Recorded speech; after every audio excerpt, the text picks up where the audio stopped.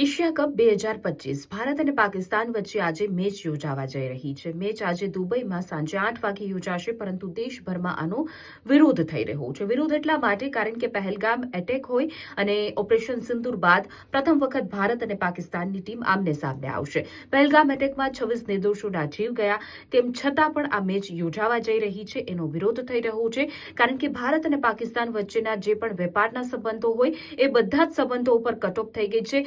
પ્રતિબંધ લાગી ગયો છે, પરંતુ આ મેચ શા માટે યોજાવા જઈ રહી છે એને લઈને લોકો વિરોધ કરી રહ્યા છે, પોતપોતાની પ્રતિક્રિયા આપી રહ્યા છે અને સાથે જ એવું કહેવામાં આવી રહ્યું છે, આરોપ લગાવવામાં આવી રહ્યા છે કારણ કે સરકાર એટલા માટે મેચ રમવી છે કેમ કે એમને પૈસા એટલા ઇમ્પોર્ટન્ટ છે. 26 જે નિર્દોષોના જીવ ગયા છે એનાથી પણ વધુ એમના માટે પૈસા એટલા ઇમ્પોર્ટન્ટ છે. આ બધી જ બાબતો સોશિયલ મીડિયા ઉપર થઈ રહી છે, લોકો ટ્રોલ કરી રહ્યા છે.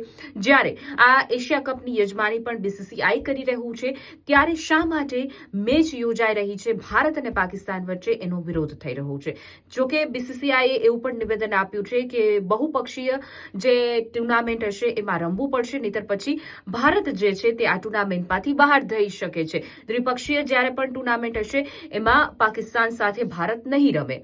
આ પ્રકારનું બીસીસીઆઈનું વલણ જે છે તેમનો જવાબ છે, પરંતુ પોતપોતાના નિવેદનો જે છે તે લોકો સોશિયલ મીડિયા ઉપર આપી રહ્યા છે. આજે મેચ ભારત અને પાકિસ્તાનની રમાઈ રહી છે, એના પર દેશભરમાંથી વિરોધ થઈ રહ્યો છે. તમારી શું પ્રતિક્રિયા છે, તમારો શું મત છે? આ મેચ રમવાવી જોઈએ કારણ કે એક ક્રિકેટ ઇમ્પોર્ટન્ટ થઈ ગયું છે કે પછી આપણો દેશ એટલો મહત્વનો છે? એના ઉપર તમારો શું મત છે, તમારો શું વિચાર છે? કમેન્ટ્સ કરીને જણાવજો.